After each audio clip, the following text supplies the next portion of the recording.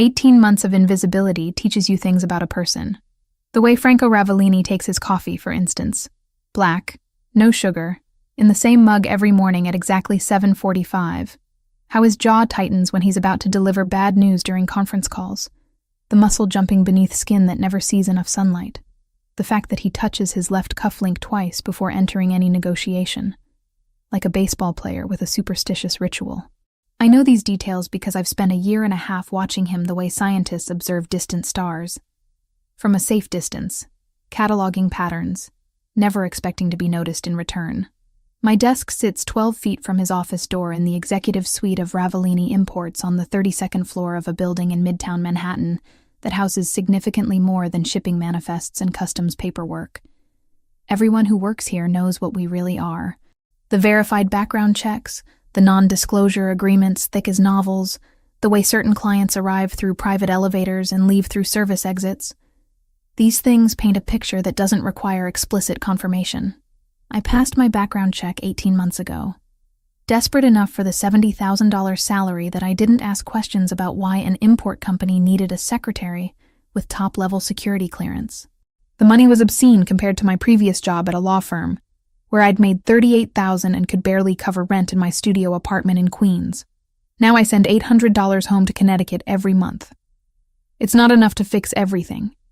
Nothing could fix the fact that my father, James Richardson, lost his management position at 56 and has spent the last 2 years sinking into depression so deep, my mother worries he'll never surface. It doesn't solve my mother, Linda, working double shifts as a nurse, her hands cracked and bleeding from constant washing, her voice tired when we talk on Tuesday nights. It doesn't pay for my 19-year-old sister Kayla's 4-year university, just her community college tuition and books. But it helps. That's what I tell myself when I file documents I'm not supposed to understand. When I schedule meetings I'm not supposed to remember. When I carefully don't notice the way certain men arrive at Franco's office with tension in their shoulders and leave with blood on their knuckles, hidden beneath expensive suit jackets. I tell myself the money helps, and I keep my head down, and I remain invisible. Franco has never looked directly at me. Not once in 547 days. He issues instructions to a point approximately 6 inches to the left of my face. Schedule the meeting with the Greco family for Thursday. Cancel my 3 o'clock. I need the Ferraro contracts by noon. His voice is always the same. Low, controlled, with the barest trace of an Italian accent that surfaces on certain vowels. The accent gets stronger when he's angry, I've noticed, though his anger is never directed at me. How could it be? You can't be angry at furniture. Thursday evening arrives with the kind of November rain that feels personal. Each drop hitting the windows like an accusation. Most of the office has emptied by 6, but I'm still at my desk, organizing documents for tomorrow's meeting. Franco is particular about his paperwork. Everything alphabetized, color-coded, with tabs marking relevant sections. It's tedious work, but I've learned that attention to detail is the difference between keeping this job and becoming a liability.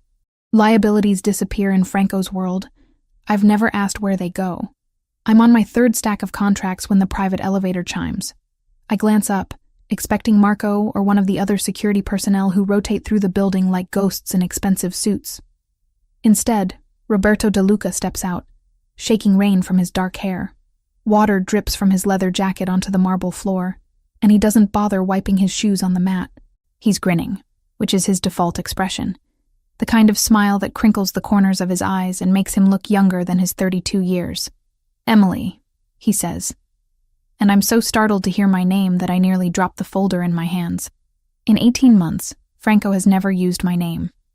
It's always, schedule this, or I need that, as if I'm a particularly efficient piece of software rather than a human being.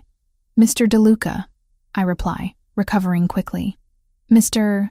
Ravellini isn't expecting you until 7. Roberto, he corrects, moving closer to my desk.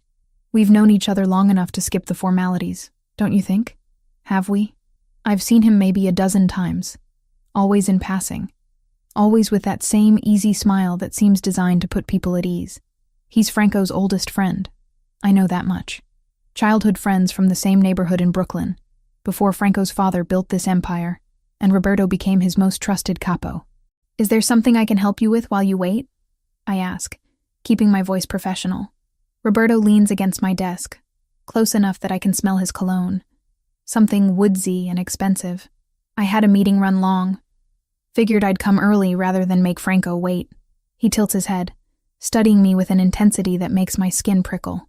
You work late a lot. It's not a question, but I answer anyway. Mr. Ravellini prefers his documents prepared the night before. Franco, Roberto says. You can call him Franco. We're not that formal here. I don't correct him. Don't explain that Franco has never invited such familiarity. Instead, I return my attention to the contracts, hoping Roberto will take the hint and wait in one of the leather chairs by the elevator. He doesn't. You've been here over a year now, right? He continues, pulling up a chair and sitting backward on it, arms folded over the backrest. How are you liking it? The question is so unexpected that I actually look at him. Really look at him. Brown eyes, easy smile. The kind of handsome that probably gets him whatever he wants from most women. There's a scar above his left eyebrow, barely visible, and his knuckles are slightly swollen. Recent violence. Carefully hidden. It's a good job, I say carefully. That's the most diplomatic non-answer I've heard all week. He laughs, the sound genuine. Come on, you can be honest. Franco's not exactly warm and fuzzy. Something about the invitation to honesty, to casual conversation with someone who actually sees me as a person, rather than office equipment, makes my guard lower fractionally. Mr. Ravellini is professional, I reply. The work is challenging. The salary is good. But I shouldn't answer. Every instinct cultivated over 18 months of careful invisibility screams at me to redirect, to deflect, to return to my filing. But I'm tired. Tired of being invisible. Tired of the weight of my family's expectations. Tired of pretending I don't notice the blood and the secrets and the careful dance of violence that surrounds this place. But it's lonely, I admit quietly. Roberto's expression softens. Yeah, I bet it is. He pauses, then grins again. You know what helps with loneliness? Dinner. There's this great Italian place in the village. Roberto. The voice cuts through the air like a blade. Cold, controlled, dangerous. I freeze, contracts forgotten, as Franco Ravellini emerges from his office. I didn't hear the door open, didn't sense his presence. He moves like smoke when he wants to, silent and lethal. He's dressed as always in a charcoal suit that probably cost more than my monthly rent. White shirt, no tie. His black hair is styled back from his face, revealing features that would be handsome if they weren't quite so intimidating. Strong jaw, straight nose, full lips currently pressed into a thin line. But it's his eyes that pin me in place.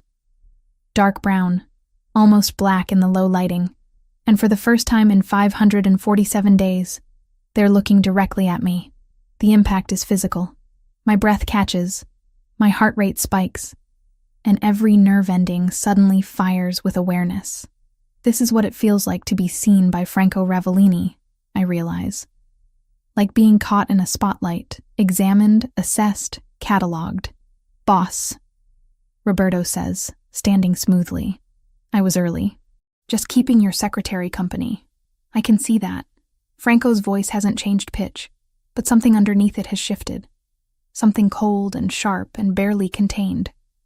His gaze moves from me to Roberto, and I watch the muscle in his jaw jump. What were you discussing? Just making conversation, Roberto replies, but there's an edge of wariness in his tone now. Getting to know Emily here. She's been working for you for, 18 months? And we've barely exchanged 2 words. Is she single? The question hangs in the air between them. Roberto's posture is casual, but I can see the calculation in his eyes. He's testing something, pushing a boundary deliberately. Franco goes very, very still. I've seen him angry before. I've watched him end phone calls with quiet threats that made men twice his size pale. I've observed the way his control never slips. How violence when it comes is delivered with surgical precision. This is different. This is rage wrapped in ice, contained by force of will alone. His hands curl into fists at his sides. His breathing remains even, but his eyes, those dark eyes that are finally looking at me, burn with something I can't name. Get in My office. Each word is delivered with devastating quiet. Now. Roberto raises his hands in mock surrender, smile slipping. Hey, I was just... Now. The command leaves no room for argument. Roberto shoots me an apologetic glance, then walks toward Franco's office. As he passes, Franco's hand shoots out, gripping his arm with enough force that I see Roberto wince. Don't, Franco says, voice dropping to barely above a whisper. Ever speak to her again. Then he releases Roberto, who disappears into the office. But Franco doesn't follow immediately. Instead, he turns those burning eyes back to me, and I feel stripped bare under his gaze, exposed, vulnerable in a way I haven't felt since the first day I walked into this building. Mr. Ravellini, I start, not sure what I'm going to say. Starting tomorrow, he interrupts.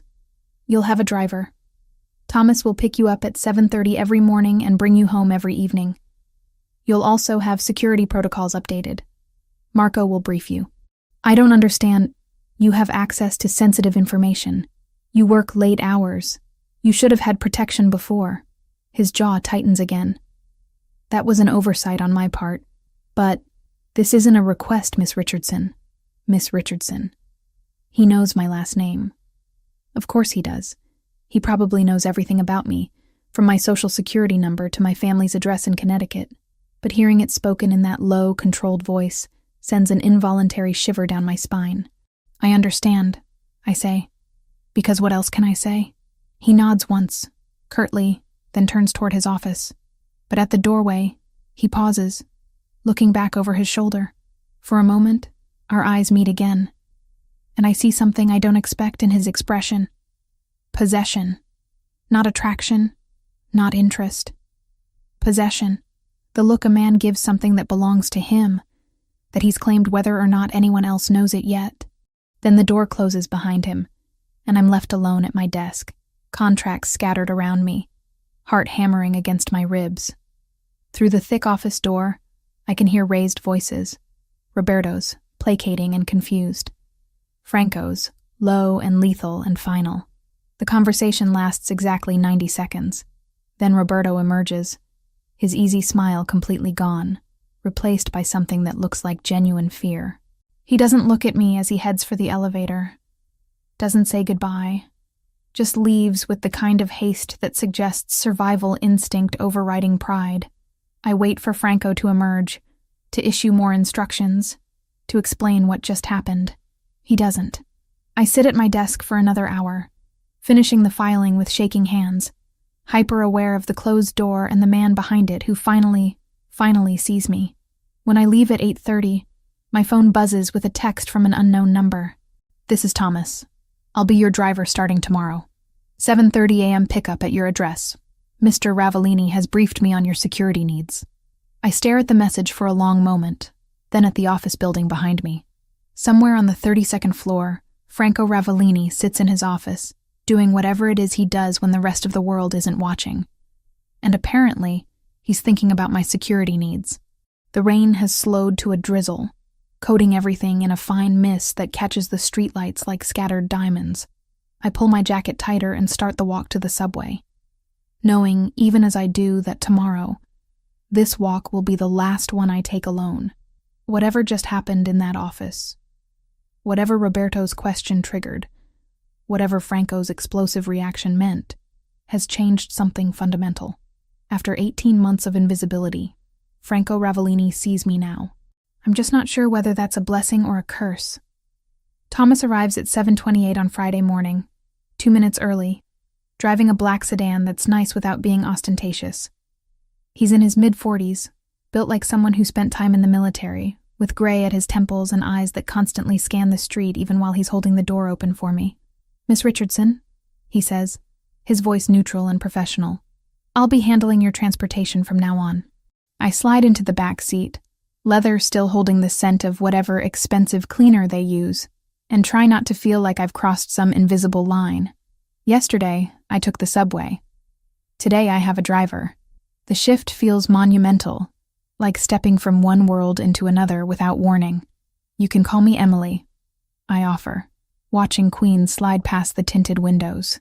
Miss Richardson is fine, Thomas replies, his eyes meeting mine briefly in the rearview mirror. Mr. Ravellini prefers we maintain certain protocols. Of course he does. The 10 days that follow are exercises in disorientation. Franco doesn't just see me now, he notices everything. On Monday, he emerges from his office at 11:30 and pauses by my desk. You haven't eaten, he says, not looking at me directly, but clearly aware of the empty space where lunch should be. I brought a yogurt, I reply, gesturing to the small container tucked beside my keyboard. I'll eat it later. That's not lunch. He pulls out his phone, types something quickly. Marco is bringing food from the Italian place on 47th. You need proper nutrition if you're working through lunch. Before I can argue that I didn't ask for this, that a yogurt has sustained me through countless workdays before, he's gone. Back into his office, door clicking shut with finality. 20 minutes later, Marco appears with a bag from Bellini's, the kind of restaurant where a single entree costs $40. Chicken marsala, roasted vegetables, fresh bread that's still warm when I open the container. I eat it at my desk, hyper-aware that Franco is probably listening to the sounds of silverware against the to-go container through his closed door, and I can't decide if I'm grateful or disturbed. Tuesday brings temperature concerns. The office has always run cold. I've learned to keep a cardigan draped over my chair for afternoons when the air conditioning becomes aggressive. But on Tuesday, around 2 in the afternoon, Franco appears again. Is it cold in here? He asks. And this time he does look at me. Those dark eyes cataloging the goosebumps on my arms where I've pushed up my sleeves to type. It's fine, I say automatically, reaching for my cardigan. He frowns. Actually frowns, a crease appearing between his eyebrows. The temperature should be comfortable for everyone working here. Really, Mr. Ravellini, it's... But he's already moving to the thermostat, adjusting it up 3 degrees. The heating system kicks on with a soft hum, and within minutes the chill begins to dissipate. Better? He asks. Yes, I admit, because lying would be pointless when he's standing there watching me with that focused intensity. Thank you. He nods once and returns to his office, leaving me to marvel at the strangeness of having my comfort suddenly matter to a man who, for 18 months, treated me like office equipment. Wednesday is when I start hearing things. Marco mentions casually, while delivering my afternoon coffee, apparently another new protocol I haven't agreed to, that Roberto has been transferred to oversee the port operations in Brooklyn. Temporarily, Marco adds, though his tone suggests otherwise. Mr. Ravellini thought his skills would be better utilized there. I don't ask what really happened. I don't need to. Roberto flirted with me on Thursday evening. By Wednesday, he's been relocated to the opposite end of the borough, managing dock workers and shipping manifests, instead of attending high-level strategy meetings in Manhattan. The message is clear. Franco Ravellini doesn't share. What he considers his to share, I'm still trying to understand.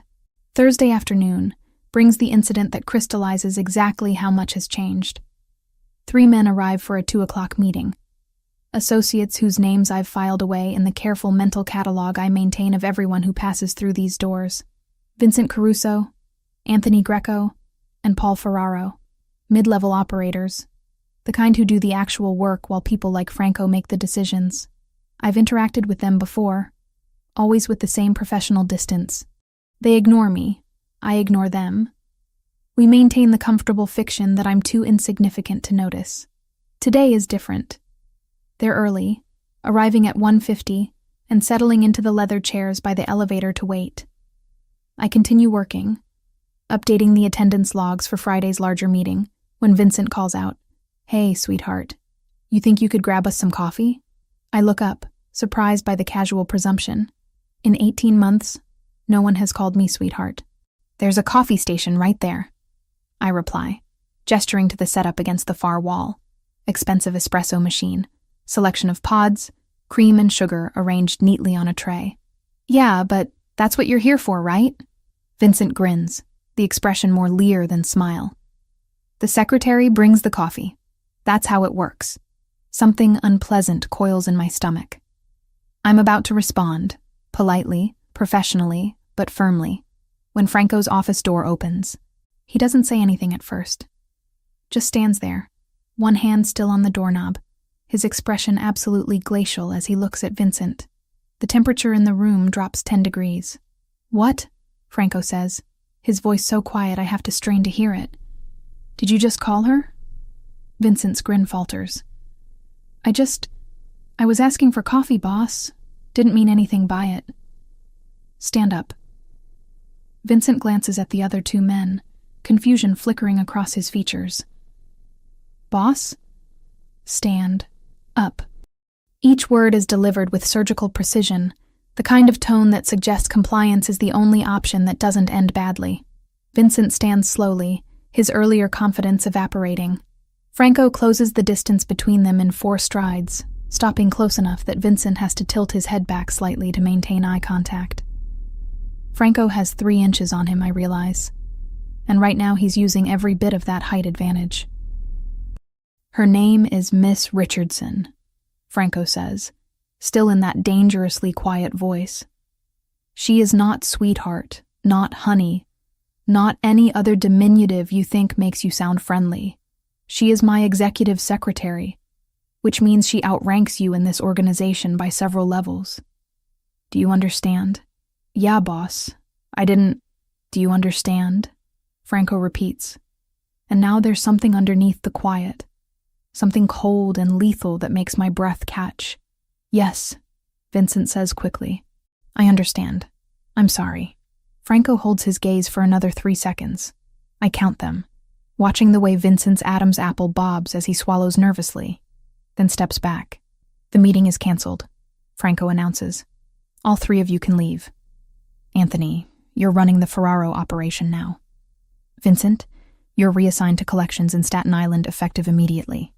Paul, you'll receive new instructions by end of day." "Boss, come on," Vincent starts, desperation creeping into his voice. "It was just out." The single word carries enough weight that all 3 men move toward the elevator without further argument. The doors close on Vincent's pale, stricken face. Silence settles over the office like snowfall. I sit frozen at my desk, contract forgotten, trying to process what just happened. Franco demoted a man, possibly ended his career, because he called me sweetheart. Franco turns to me, and the cold mask slips just slightly. "I apologize," he says. "That should never have happened. You deserve respect. Mr. Ravellini, you always have." He runs a hand through his hair, a gesture of frustration I've never seen from him before. It was my failure to make that clear from the beginning. The weight of his attention is almost physical. I feel pinned by it, examined, and something in his expression makes my pulse quicken. Not fear exactly, but awareness. The kind of awareness that comes from being truly seen by someone for the first time. "Thank you," I manage finally, the words inadequate for the complexity of what I'm feeling. He nods once, then returns to his office, leaving me alone with my racing thoughts. That evening, Thomas drives me home in thoughtful silence. I watch the city lights blur past the window and try to make sense of the past 10 days. Try to understand what it means that Franco Ravellini has decided I matter. Friday arrives with its own strangeness. The office feels different. Everyone who comes through is more careful around me, more respectful. Word has spread about what happened to Vincent. The invisible line that separated me from the organization has been erased, replaced by something I don't quite understand yet. At 7 o'clock, as I'm organizing the last files for Monday, Franco emerges from his office. He's changed out of his suit jacket, rolled up his sleeves to his elbows, and for the first time I noticed the tattoo on his left forearm. Italian words I can't quite read from this distance. "You're still here," he observes. "Just finishing up," I reply, clicking save on the spreadsheet. "It's late." He pauses, seeming to weigh something internally. "You should eat. I should eat. We'll go together." It's not phrased as a question, but there's something in his posture. A slight tension in his shoulders, maybe, that suggests I could refuse if I wanted to. The problem is, I don't want to. "Where?" I ask, closing my laptop. "Italian place I know. Good food, quiet. We can talk." "About what?" For the first time since this all started, Franco's expression shifts into something that might be amusement. "You've been working for me for 18 months. I know nothing about you except what appears on background checks. That seems like an oversight worth correcting. And if I'd rather keep my personal life private, then you tell me." and we have a short dinner discussing nothing more interesting than tomorrow's weather. He tilts his head slightly. But I don't think that's what you want. He's right, which bothers me more than the invitation itself. I've spent 10 days watching him notice me, protect me, insert himself into my life through temperature adjustments and lunch orders and demotions delivered on my behalf. Part of me wants answers. What changed? Why now? What does he want from me? But another part, the part that's been invisible for so long it forgot what it felt like to be seen, just wants to keep being noticed. Okay, I say, surprising myself with the simplicity of my agreement. Dinner. Good. Franco pulls out his phone, types something quickly. Thomas will drive us. 20 minutes. I gather my things slowly, watching him from the corner of my eye as he returns to his office to collect his jacket. When he emerges, fully dressed again, he looks every inch the dangerous man I know he is. Controlled, powerful, someone who makes people disappear for crossing invisible lines. But when his eyes find mine across the office, there's something else there too. Something that looks almost like relief. The restaurant Franco chooses isn't what I expect. Not the flashy, see-and-be-seen type of place where Manhattan's elite parade their wealth, but a small establishment tucked into a side street in the West Village. The kind of place you'd walk past without noticing unless you knew to look for the unmarked door between a bookshop and a vintage clothing store. Thomas drops us at the curb, and Franco places his hand on the small of my back as we approach. Not pushing, just guiding. The touch is light, barely there, but it sends electricity up my spine nonetheless. Inside, the space is intimate. Maybe 15 tables, half of them empty despite it being Friday evening. Exposed brick walls, candlelight reflecting off wine bottles arranged on wooden shelves, the scent of garlic and fresh basil heavy in the air. An older man emerges from the kitchen, his face splitting into a genuine smile when he sees Franco. Franco, he says, pulling him into an embrace that Franco returns with surprising warmth. They exchange rapid Italian, too fast for me to catch more than a few words, before the man turns to me with curious eyes. And who is this beautiful young woman? He asks in accented English. Emily Richardson.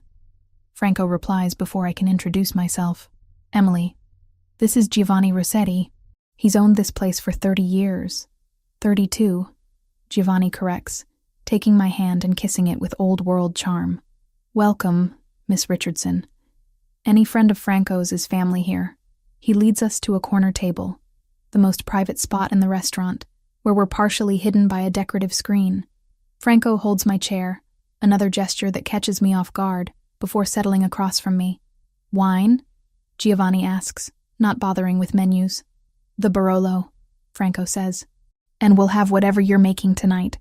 Giovanni nods approvingly and disappears, leaving us alone with the candle flickering between us. You don't even look at menus?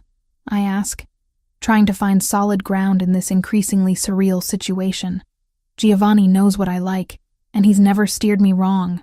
Franco leans back in his chair, studying me with that intensity that's become familiar over the past 10 days. You're uncomfortable. It's not a question, but I answer anyway. This is strange. 2 weeks ago you didn't know I existed. Now we're having dinner together. I always knew you existed, Emily. The use of my first name sends another jolt through me. He's never used it before. Always Miss Richardson, in that formal way that maintained distance. You have a funny way of showing it, I say. 18 months of looking through me like I was made of glass. Something flickers across his face. Regret, maybe, or acknowledgement. I had reasons. Such as, Giovanni returns with wine, pouring generous glasses for both of us before retreating again. Franco takes a sip, considering his words carefully. This world I operate in. He begins slowly. It requires certain boundaries. People close to me become targets, become leverage that enemies can use. For 18 months, I kept you at a distance because distance meant safety. What changed? Roberto. Franco's jaw tightens at the name. When he looked at you, when he asked if you were single, I realized the distance hadn't protected you at all. You'd been vulnerable this entire time, and I'd been too focused on maintaining boundaries to notice. I take a long drink of wine, needing the warmth as his words sink in. So the driver, the security protocols. All of it. That's because you feel guilty. That's because you matter. He says it simply, directly, his dark eyes holding mine. You've mattered for longer than I was willing to admit, even to myself. The admission hangs between us, heavy with implications I'm not sure I'm ready to examine. I redirect, seeking safer territory. Tell me about Giovanni. How do you know him? Franco allows the subject change, though I see understanding in his expression. He was friends with my father. When I was younger, maybe 10 or 11, my father would bring me here after school. Giovanni would let me do homework at that table by the window while they talked business. What kind of business?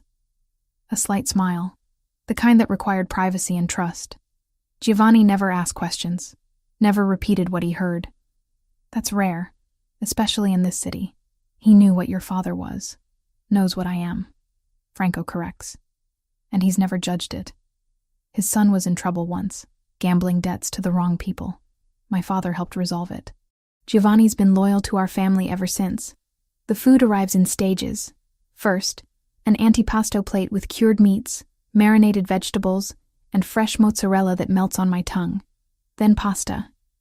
Giovanni's own recipe, Franco tells me. Something between carbonara and cacio e pepe, rich and creamy and perfect. We eat in companionable silence for a few minutes before Franco speaks again. Tell me about your family. The real story, not what I read in background checks. I set down my fork, surprised by the request. Why do you want to know? Because you send $800 home every month. Because you work late every night even though your contract specifies 40 hours per week. Because when I asked why you stayed at this job despite obviously knowing what we do, you said the money helps. He pauses. I want to understand what drives you. It should feel invasive, this interest in my personal life. But there's something in the way he asks, genuine curiosity without judgment, that makes me want to answer. My father is 58, I begin. He was a facilities manager for a pharmaceutical company in Connecticut. Good job, good benefits, 23 years of service. Then the company got acquired, new management came in, and they cleaned house of anyone over 50.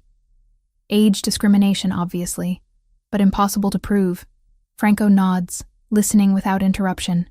He tried to find other work, but no one wants to hire a 56-year-old manager when they can get someone 30 years old for half the salary. The unemployment ran out. Savings got depleted, and he just broke. Depression, anxiety, days where he doesn't get out of bed. I take another sip of wine, steadying myself. My mother Linda works as a nurse. Double shifts most weeks trying to keep them afloat. And my sister Kayla, she's 19, trying to get through community college while working part-time at Target. So you became the safety net. I send what I can. It's not enough to fix everything. Nothing can give my father back his sense of purpose, or my mother her sleep, or my sister the college experience she deserves. But it keeps them housed and fed. It means Kayla can buy textbooks. It means my father can keep his blood pressure medication. I meet Franco's eyes.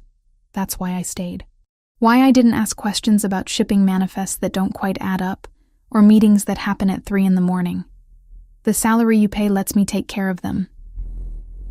Franco is quiet for a long moment, his expression unreadable in the candlelight. When he speaks, his voice is softer than I've ever heard it. My father died 5 years ago. Heart attack in his office on a Tuesday afternoon. He was 61. Franco turns his wine glass slowly between his fingers. He built everything from nothing. Came from Naples with barely enough money for a week's rent. Worked construction jobs until he could buy his first legitimate business. The rest came later. The expansion into less legitimate operations. Do you regret it? The path he took? No. The answer is immediate. He provided for our family. He created opportunities for people in our community who had none. The methods weren't always legal, but the results were real. Hundreds of families employed, protected, given chances they wouldn't have had otherwise. That's how you justify it. I don't need to justify it. There's no defensiveness in his tone, just statement of fact. I'm under no illusions about what I do, Emily. I make choices that exist in gray areas, that sometimes cross into darkness. but I also carry the weight of everyone who depends on me. Not just family, but every person working in our operations. Every family whose livelihood is connected to ours. I think about this, about the complexity of it. When you took over at 29, was it what you wanted? No. Another direct answer. I was working on a graduate degree in business, had plans for legitimate consulting work. Then my father died, and suddenly I had a choice. Let everything he built collapse, leave hundreds of people without income or protection, or step into his role. He meets my eyes. There wasn't really a choice at all. The weight in his voice is palpable. The burden of 5 years carrying an empire built on loyalty and violence and complicated morality. You said earlier that I've mattered for longer than you were willing to admit. I say carefully. What did you mean? Franco sets down his wine glass with deliberate care. I noticed you 3 months after you started. The way you organized files by both date and relevance, not just one or the other. How you always had coffee ready before I asked for it. The fact that you worked through lunch most days because you were trying to prove yourself indispensable. 3 months. He noticed me after 3 months, but maintained that careful distance for 15 more. Why wait so long? Because noticing you was dangerous, for both of us. His expression hardened slightly. The moment someone becomes important to me, they become a target. My father taught me that. Keep business and personal separate, never give enemies leverage. So I kept you at arm's length, treated you like furniture, convinced myself the distance was protection. Until Roberto, until I saw someone else looking at you the way I'd been trying not to. Franco's hands curl into fists on the table. Until I realized that keeping you invisible to me didn't make you invisible to everyone else. You were vulnerable, and I'd left you that way out of cowardice. Protecting me isn't cowardice. Pretending I didn't care when I did is. The confession settles over me like a blanket. Heavy, warm, slightly suffocating. I should probably be concerned about this intensity. This possessiveness that drove him to demote Vincent and transfer Roberto. Should be worried about what it means that Franco Ravellini has decided I belong under his protection. But concern isn't what I'm feeling. What happens now? I ask quietly. Now you understand the parameters. You work in a dangerous environment. You have security not because I'm controlling, but because it's necessary. You have my protection because I refuse to leave you vulnerable. He leans forward slightly. And you need to decide if you can live with that. If you can accept that being in my world means giving up certain freedoms in exchange for safety. What if I say no? Then I respect your choice. But the security stays regardless. You know too much, have access to too much sensitive information. Even if you wanted to leave, you'd need protection while we transitioned you out safely. The honesty is refreshing and terrifying in equal measure. No pretty lies about choice and freedom. Just the stark reality that I've already crossed into his world whether I intended to or not. I'm not asking you to decide tonight, Franco continues. I'm giving you information so you can make an educated choice. Take time. Think about it. But understand that I'm not a man who does things halfway. If you stay, if you choose this, I will be involved in your life.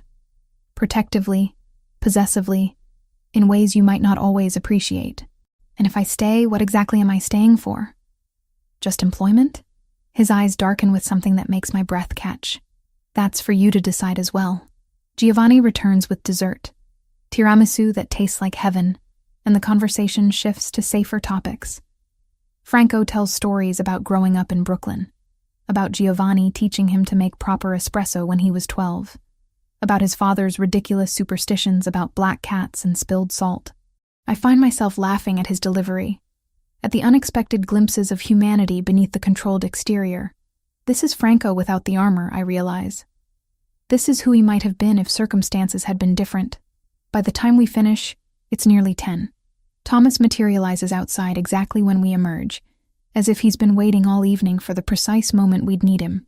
The drive to my apartment in Queens is quiet. Franco sits beside me in the back seat, closer than necessary but not touching, and I'm acutely aware of his presence. The car smells like his cologne, something with notes of cedar and spice, masculine without being overwhelming. When Thomas pulls up outside my building, Franco exits first, holding the door for me. "Thank you for dinner," I say, suddenly awkward now that the evening is ending. For the honesty. You deserved honesty. You've deserved it from the beginning. He hesitates, then reaches out to tuck a strand of hair behind my ear. The touch gentle, brief, but loaded with intention. Think about what I said, Emily. Really think about it.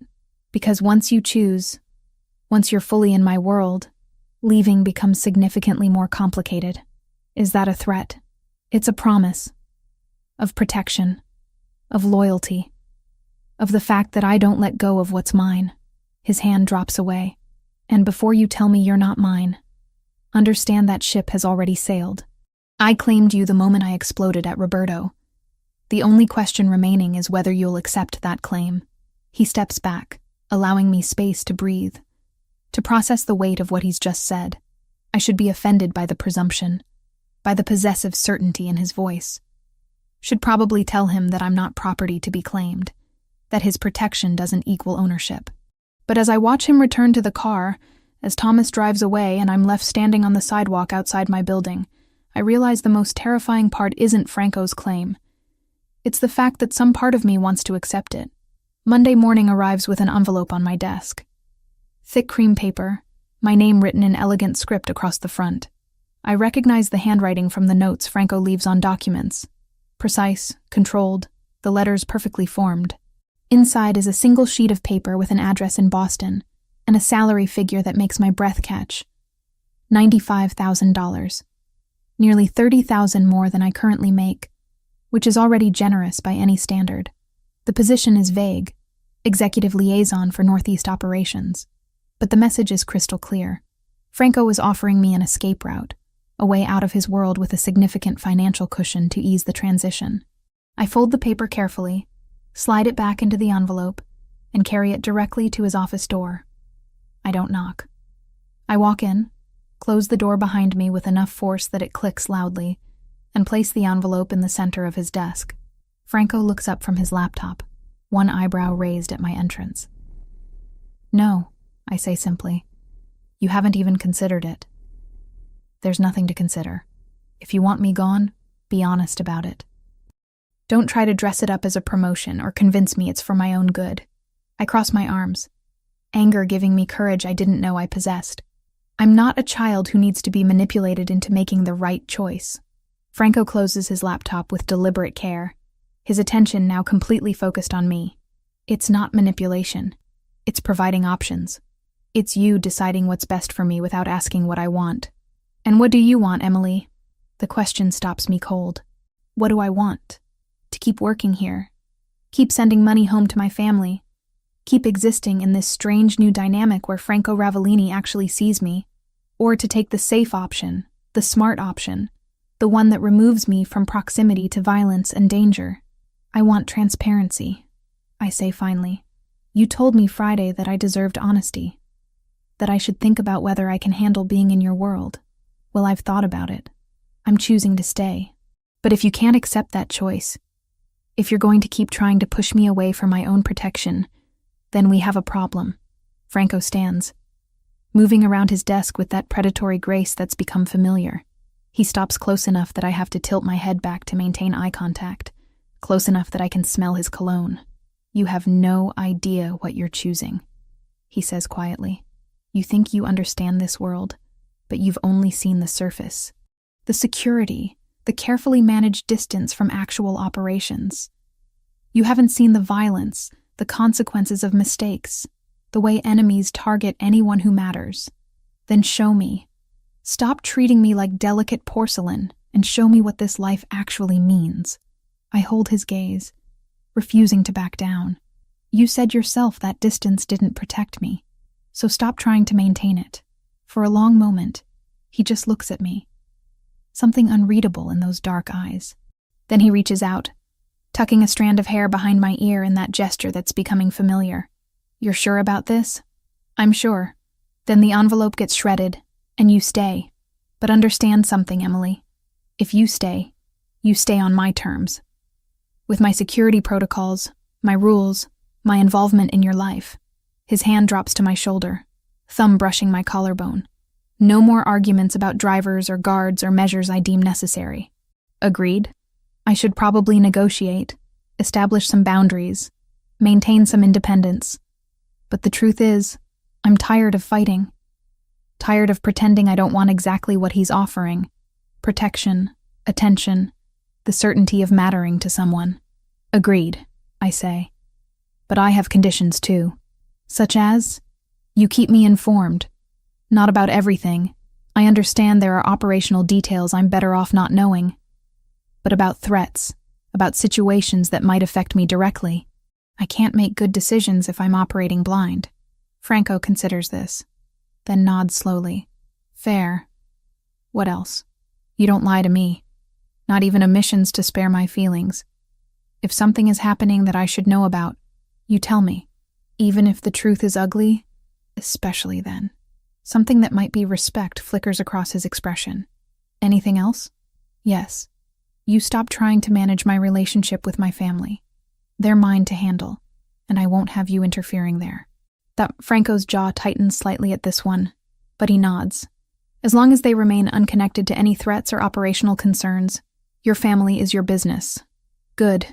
I step back, needing space to breathe now that we've established these parameters. Then we have an agreement. We do. Franco returns to his desk. But before sitting, he adds, for what it's worth, I'm glad you're staying. The admission catches me off guard, softening the residual anger from finding that envelope. You have a terrible way of showing it. I know. A ghost of a smile. It's not one of my strengths. The 3 weeks that follow settle into a new normal. Franco no longer maintains careful distance. Instead, he finds excuses to be present. He works from the outer office some afternoons, his laptop set up at the conference table where he can see me at my desk. He accompanies me to lunch, claiming he needs to eat anyway, and we might as well go together. He stays late when I stay late, the two of us working in companionable silence, until Thomas arrives to drive us both home. It should feel suffocating, this constant proximity, but somehow it doesn't. Instead, I find myself looking forward to our afternoon coffee breaks, to the way Franco explains the legitimate side of his operations when I ask questions, to the rare moments when his carefully maintained control slips, and I catch glimpses of the man beneath the armor. On a Wednesday afternoon, 3 weeks after I refused the Boston transfer, Franco emerges from his office with an unusual request. There's an event Friday evening, a fundraiser for the Brooklyn Children's Hospital. I'm expected to attend. He pauses, studying me. I'd like you to come with me. As your secretary? I ask, confused about why I'd be needed at a charity event. As my guest. The distinction hangs in the air between us. Guest, not employee. This isn't about taking notes or managing schedules. This is something else entirely. Why? Because these events are tedious, and your company would make them less so. Because I attend dozens of these functions a year, and would prefer for once to have someone there I actually want to talk to. He moves closer. And because people need to see you with me, need to understand that you're under my protection, making me visible to your world, making the protection official. Franco's expression is serious. Right now, only my inner circle knows you matter. This would expand that circle considerably. Anyone who might consider targeting you would know it means war with me. It's a power move, I realize. A public claiming that leaves no room for misinterpretation. But it's also an invitation into his life beyond these office walls, a signal that I'm not just an employee anymore. What's the dress code? I ask instead of analyzing the implications. Relief flickers across his face. Formal. I'll have something sent to your apartment. Franco, before you argue, understand that this isn't about control or managing your choices. It's about practicality. The dress needs to match the event's level, and I know you don't have formal wear appropriate for a $1,000 per plate fundraiser. He holds up a hand when I start to protest. Consider it a work expense. You're attending as part of your role supporting me.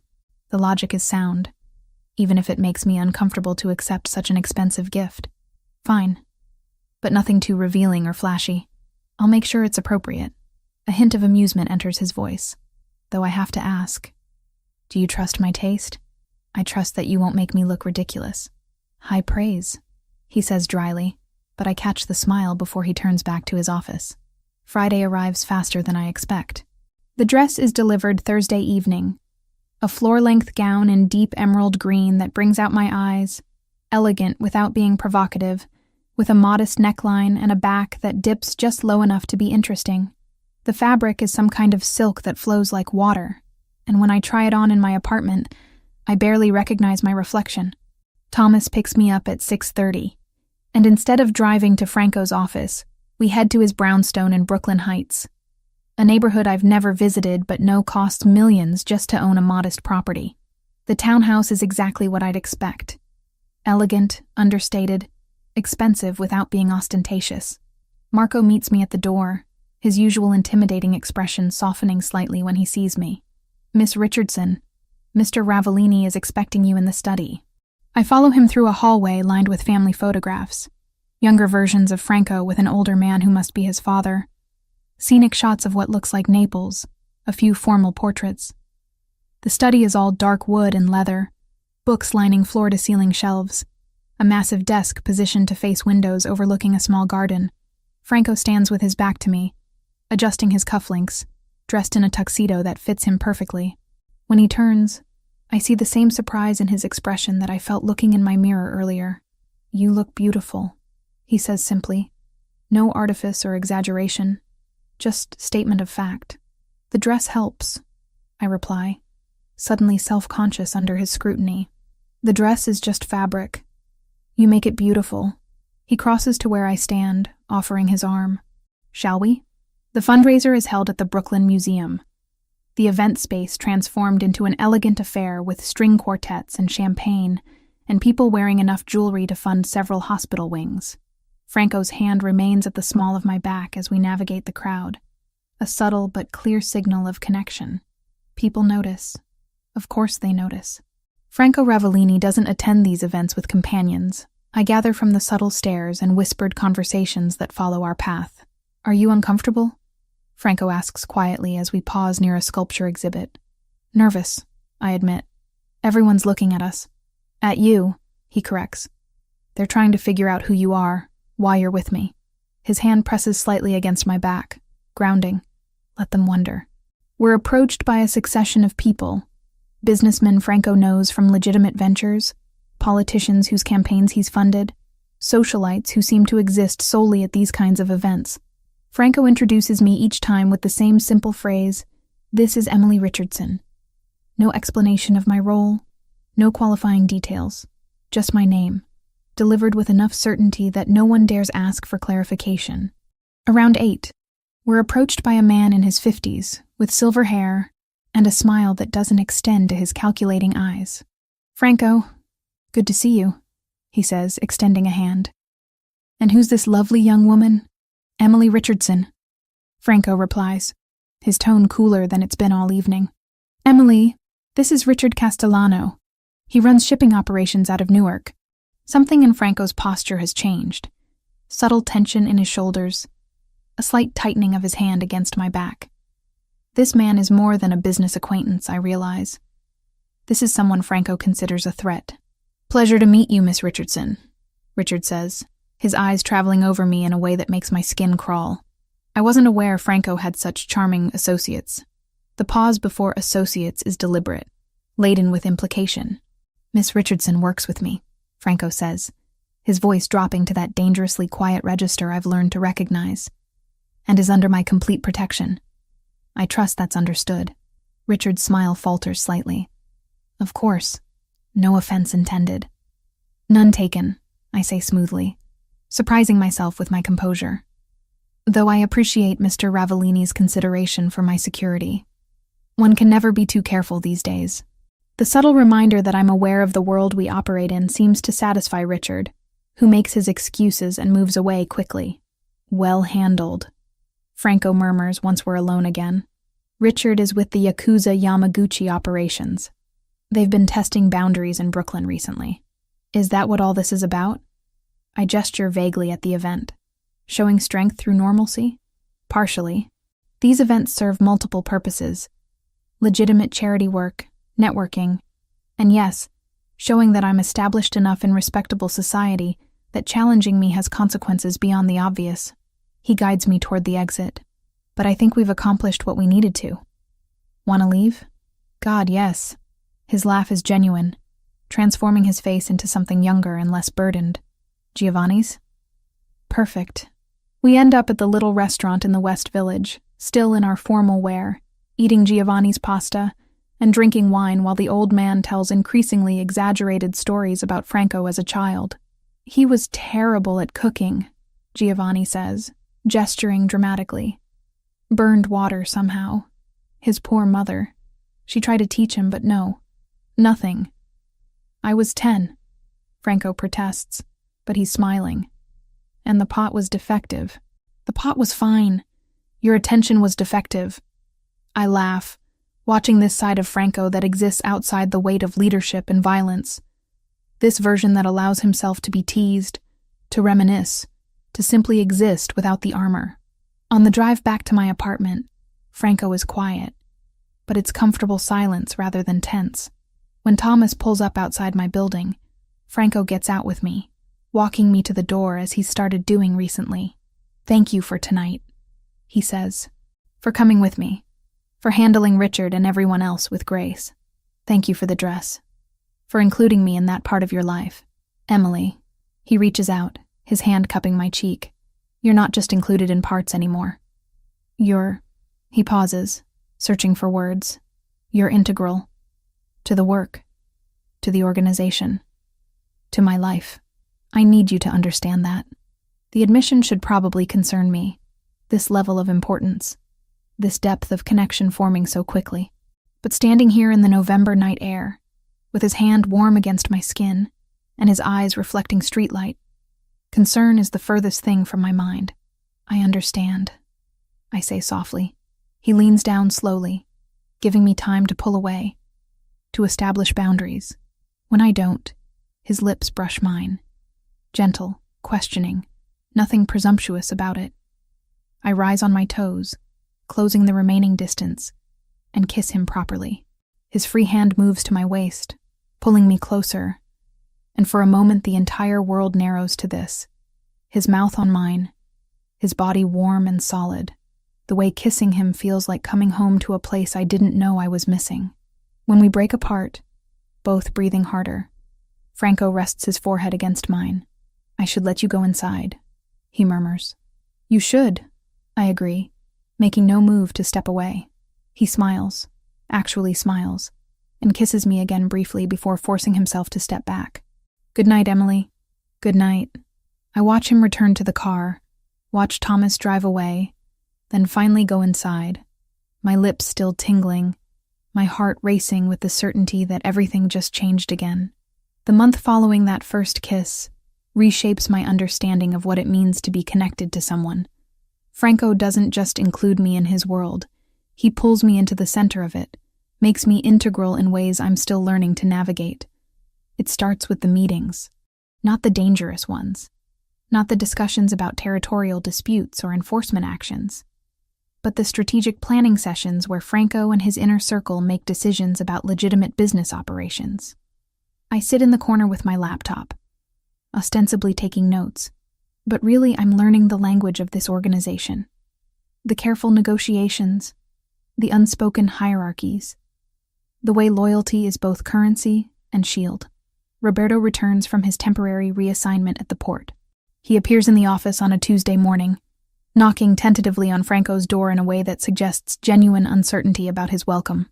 I watch through the glass as Franco gestures him inside, as they speak for nearly 20 minutes. When Roberto emerges, he stops at my desk. "I owe you an apology," he says, his earlier confidence tempered by what looks like genuine regret. "I was testing Franco that night, trying to force him to admit feelings I suspected he had. I didn't think about how it would affect you, being used as a pawn in that game. The honesty catches me off guard." "You were trying to help him?" "In my own stupid way, yeah. He'd been watching you for months, pretending he didn't care, making himself miserable with the distance. I thought if I pushed the right button, he'd finally do something about it." Roberto grimaces. "I was right, but the method was selfish. I'm sorry. Apology accepted," I say, meaning it. Though you should know Franco didn't need pushing. Whatever was going to happen between us would have happened eventually. Maybe. But eventually can take years with Franco. He glances back toward the office. He's different now. Lighter somehow. You're good for him. After Roberto leaves, Franco calls me into his office. He's standing by the window, hands in his pockets, looking out over Manhattan. Roberto mentioned something interesting. He says without preamble. He's been seeing someone for about 6 months. A nurse named Vanessa Cooper. He's serious about her. That's good, I reply, sensing there's more to this conversation. He wants to bring her to the monthly family dinner, the one where everyone in my inner circle gathers with their partners and families. Franco turns to face me, which means people will expect you there as well. As what? Your secretary who happens to attend social events? As mine. He says it simply. No room for misinterpretation. Emily, everyone who matters already knows what you are to me. This isn't about hiding or pretending anymore.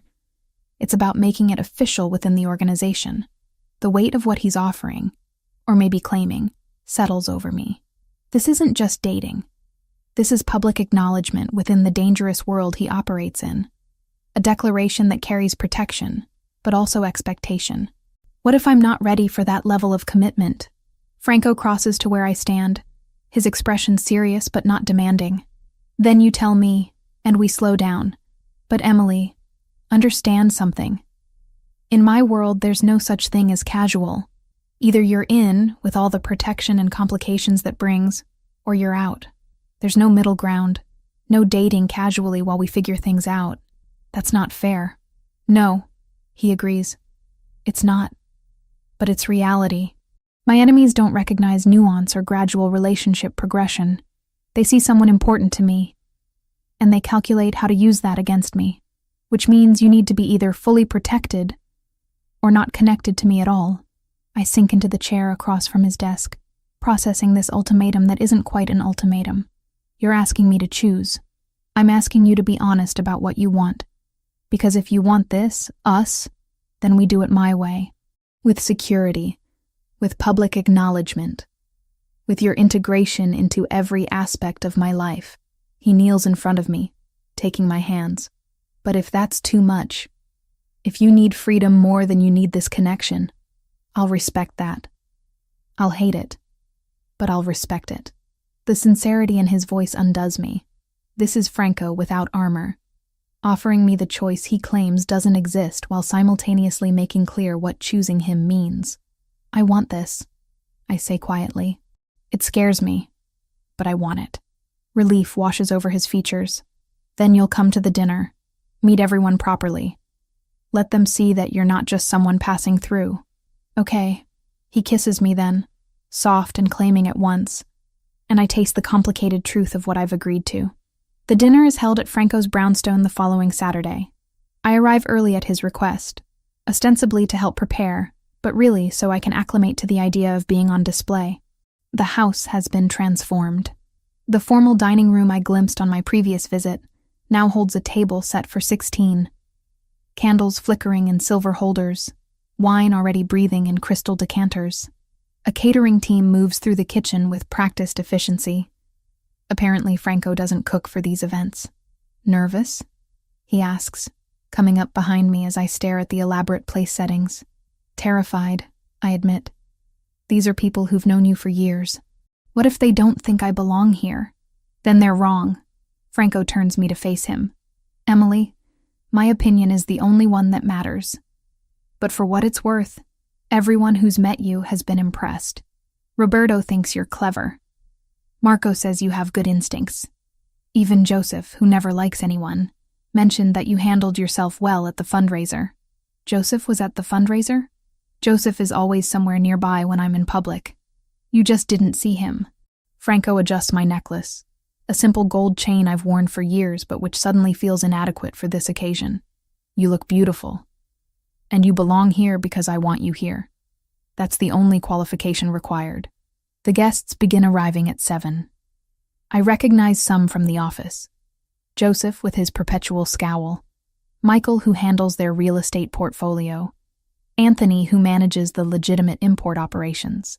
But there are others I've never seen, including several women who must be the partners Roberto mentioned.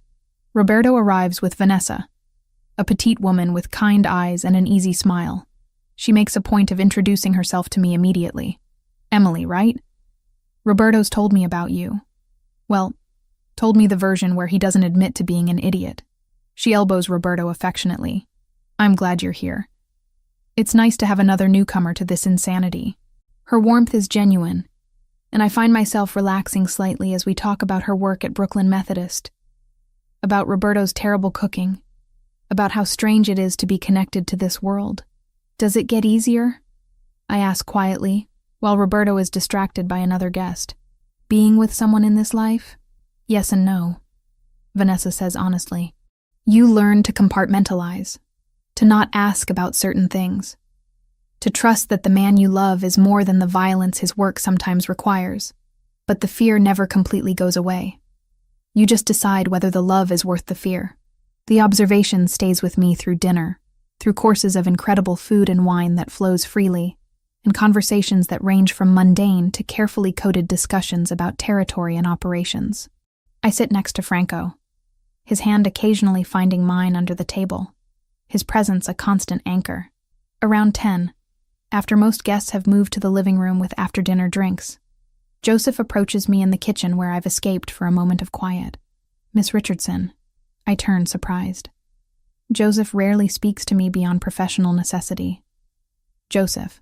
Mr. Ravellini seems happy. Happier than I've seen him in the 5 years I've worked for him. Joseph's expression remains neutral, but there's something almost approving in his tone. That's good.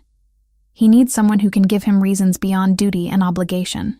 I'm not sure I'm that person, I admit. You are. Otherwise, he wouldn't have brought you into his home. Into this circle. Joseph pauses. Just understand. Being that person means accepting certain responsibilities. You're not just his partner. You're potentially his weakness. His enemies will see you that way. Franco's already explained this. I'm sure he has. But I'm telling you as someone who's seen what happens when loved ones become targets. The protection we provide is comprehensive, but it requires your cooperation. No slipping away from security, no taking unnecessary risks, no prioritizing independence over safety. The warning is clear, and I appreciate its directness. I understand. Good. Joseph nods once and returns to the living room, leaving me with my thoughts. When the last guests leave around midnight, Franco and I are finally alone. I help him clear glasses, comfortable in the domestic routine, when he catches my hand. Thank you for tonight, for being here, for handling everyone with grace, for not running when Joseph cornered you. How did you know about that? I always know. He pulls me close, arms wrapping around my waist. What did he say? That I'm potentially your weakness, that I need to cooperate with security protocols. Franco's expression darkens. I'll speak to him about overstepping. Don't. He was right. And I appreciate the honesty. I rest my head against his chest, hearing the steady beat of his heart. Franco, I need to tell my family about us. About you. He stiffens slightly. What would you tell them? The truth. That I'm seeing someone, that it's serious, that he's in a complicated line of work. I look up at him. I won't lie to them, but I'll be careful about details. They deserve to know there's someone important in my life. When? I call my mother every Tuesday. I was thinking this week. Franco considers this, then nods slowly. Okay. But Emily, if they ask questions about what I do or who I am, you deflect. The less they know specifically, the safer they are. I know. Tuesday evening finds me in my apartment, phone in hand, trying to figure out how to explain Franco Ravellini to my mother. In the end, I decide on partial truth, the safest kind. Mom, I wanted to tell you something. I'm seeing someone.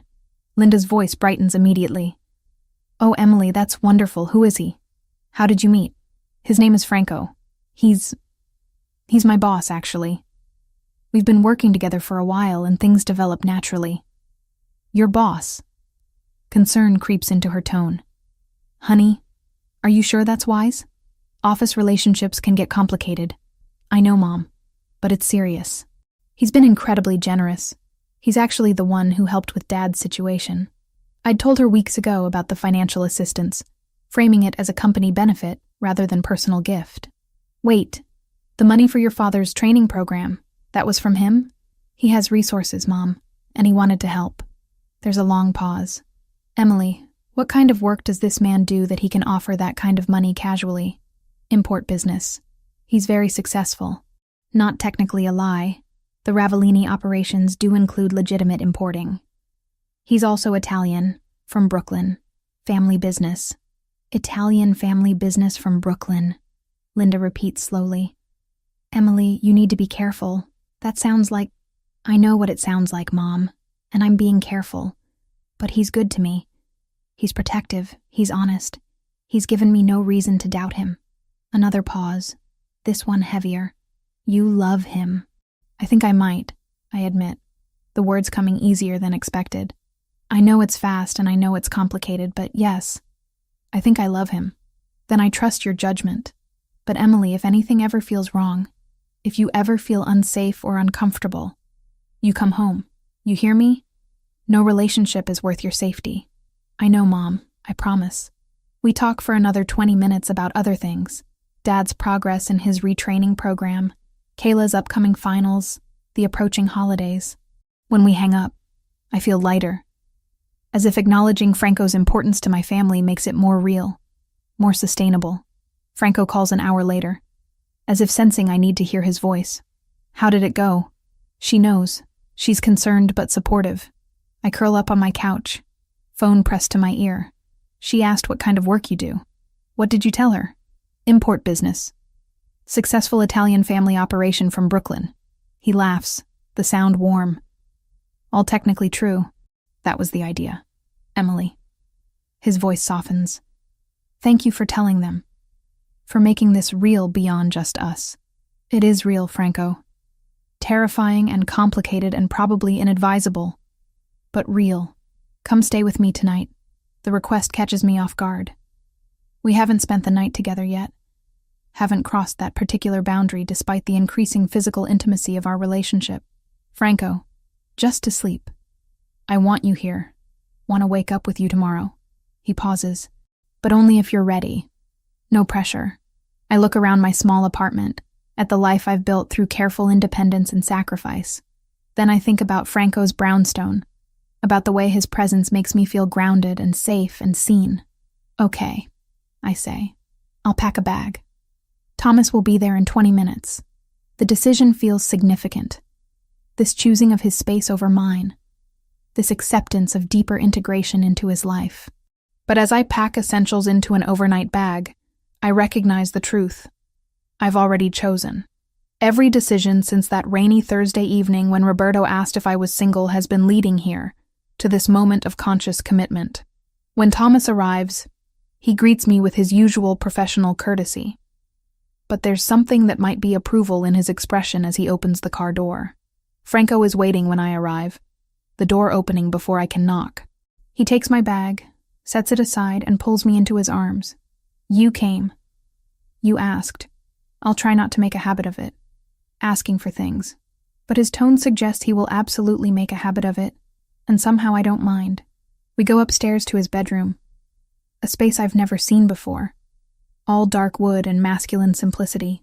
He gives me space to change in the bathroom, and when I emerge in my plain cotton pajamas, feeling underdressed in his elegant space, he's already in bed wearing only sleep pants.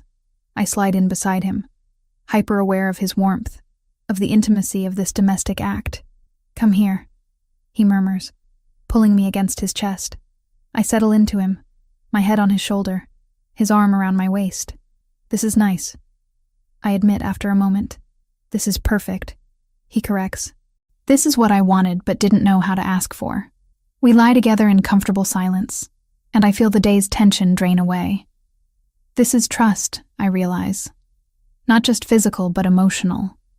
The vulnerability of sleep, of lowered defenses, of simply existing together. Emily? When I said you're mine, I meant it. Not as possession, but as belonging. The way I belong to you, too. The confession, quiet in the darkness, settles into my chest like warmth spreading. I know, I whisper. I feel it, too. His arms tighten around me, and I drift toward sleep feeling safer than I've felt in years, anchored by the steady rhythm of Franco's heartbeat and the certainty that, complicated or not, this is exactly where I'm supposed to be. The 2 months that follow our first night together blur into a rhythm I've never experienced before. Work during the day, evenings at Franco's brownstone more often than my own apartment, weekends that blend legitimate business with carefully guarded moments of normalcy. I'm learning to navigate the complicated reality of being Franco Ravellini's partner, discovering that love in his world comes with protocols and protection and a constant awareness of the dangerous machinery operating just beneath the surface. I meet the legitimate side of his operations first. The real estate holdings, the import company that actually does import Italian goods, the restaurant group he owns throughout Brooklyn. Franco walks me through quarterly reports with patience I didn't know he possessed, explaining profit margins and expansion plans with the same careful detail he uses for everything else. "Why are you showing me this?" I ask one evening, surrounded by financial documents in his home office. "Because you're part of my life now. All of it." He gestures to the spreadsheets. "This is how we maintain the facade, yes, but it's also real. These businesses employ 300 people legitimately. Their families depend on these operations. I need you to understand that not everything I do exists in moral gray areas. The businesses are impressive, profitable, well-managed, providing genuine value. It's the other side, the side Franco keeps carefully separated, that I'm still learning to comprehend. The threat from the Yakuza Yamaguchi has been escalating. I know this not from direct involvement, but from the increased security around me. From the tense meetings Franco takes in his office with the door firmly closed. From the way Joseph's usual scowl deepens whenever I mention going anywhere outside my established routine. On a Tuesday evening in early December, Franco comes home later than usual. I'm in his kitchen making pasta, a skill I've been teaching myself using recipes from Giovanni, when I hear the front door. His footsteps are heavier than normal, weighted with exhaustion. When he enters the kitchen, his tie is loosened, jacket discarded somewhere between the door and here, and there's a tightness around his eyes that speaks of stress barely contained. "Rough day?" I ask, keeping my tone light. The Yakuza made another move. Territory in Brooklyn they're claiming was never properly established as ours. Franco leans against the counter, watching me work. We're negotiating, but it's tense. This is new. Him volunteering information without me having to ask. Progress, I think, in the transparency we agreed to. What does that mean for security? It means for the next few days, maybe longer. You stay where I can verify you're protected. Work here. Nowhere else without advance notice. He moves closer, his hand coming to rest on my hip. I know you don't like restrictions, but this isn't negotiable right now. I turn to face him fully, seeing the genuine concern beneath his controlled exterior. Okay, but Franco, you have to tell me, is this the kind of threat where I should be worried about violence directed at me specifically, or is it about territorial posturing? Both. He's direct, which I appreciate even as it sends ice through my veins. The Yakuza knows you matter to me. Richard Castellano made sure of that after the fundraiser. They won't target you directly. That would trigger war they're not ready for. But they might use the threat of you to gain leverage. So I'm a bargaining chip. You're a complication they're calculating how to use. Franco's expression hardens. Which is why, for the next 72 hours minimum, you're under enhanced protection. Thomas and another guard with you at all times, tracking on your phone that I monitor personally. No deviations from planned routes. The restrictions should feel suffocating. A month ago, they might have. But I've learned enough about Franco's world to understand that these measures aren't about control. They're about keeping me alive. What do you need from me? Relief flashes across his face. Cooperation without argument. Trust that I'm not overreacting. I trust you. I do. I realize. Completely. Just keep me informed about what's happening. Don't shut me out because you think ignorance will protect me. Deal. The next 3 days pass under enhanced security.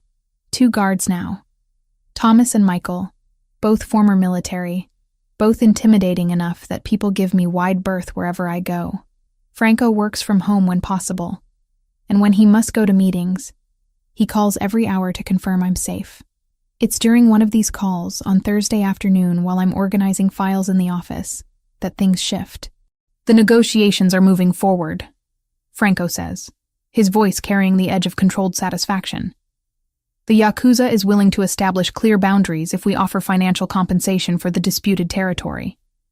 It's more than I'd prefer to pay, but it resolves this without violence. That's good, isn't it? It's pragmatic, which is new for me. There's something in his tone. Surprise, maybe, at his own restraint. A year ago, I would have responded with force, shown strength through action rather than negotiation. What changed? You did. Simple. Direct. I have more to lose now. More reason to choose solutions that don't escalate into war. The admission settles into my chest, heavy with responsibility. I'm changing him, pulling him toward choices that prioritize long-term stability over immediate demonstrations of power. It should feel good, but it's complicated by knowing those choices might be seen as weakness by others in his organization. Franco, if choosing negotiation puts you at risk with your own people, they'll adapt, or they'll leave.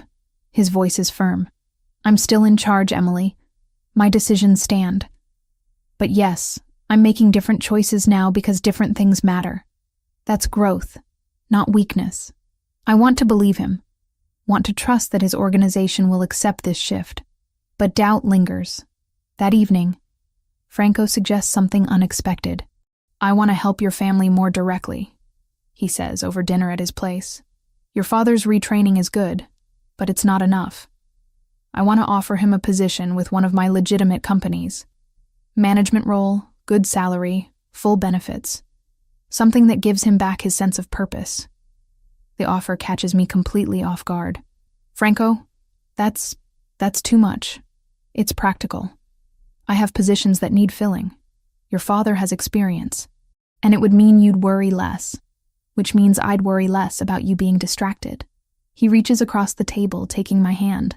Let me do this, not as charity, but as investment in your family's stability, which directly impacts your well-being. I think about my father, about the depression that's eaten away at him for 2 years, about how much a real job, a position that values his experience, might mean. What kind of position? Facilities management for the restaurant group. Oversight of maintenance, renovations, vendor relationships across all locations. It's legitimate work, completely separate from any other operations. He'd report to the general manager, have a team under him, starting salary of $85,000. $85,000. More than my father made at his previous job, with benefits and respect and purpose. He'd have to move to New York, or commute. Connecticut to Brooklyn is doable, or we help them relocate if they want. Franco squeezes my hand. Emily, I'm not trying to buy your family's approval or create dependence. I'm trying to solve a problem that causes you stress. Your father needs work that restores his dignity. I have that work available. It's a clean solution. And my mother, my sister, your mother could transfer her nursing license to New York if they relocate. Plenty of hospitals hiring. Your sister could finish her education here. Better schools, more opportunities. But again, all optional. I'm offering help, not demanding changes. The scope of what he's proposing is overwhelming. Not just helping my father, but potentially transforming my entire family's situation. I need to talk to them. Can't make these decisions for them. Of course. Talk to them. See what they want. The offer stands regardless. He pauses. But Emily, understand, this isn't separate from us. I'm not just helping your family out of generosity. I'm doing it because they're important to you, which makes them important to me. This is what being mine means. Your concerns become my concerns. The possessiveness in his tone should probably bother me more than it does. But I'm learning that Franco's possessiveness is just the flip side of his protection. They're inseparable, two aspects of the same fierce loyalty. I call my mother that night, explaining Franco's offer with as much detail as I can provide without overwhelming her. Emily, this is incredibly generous, Linda says, her voice thick with emotion.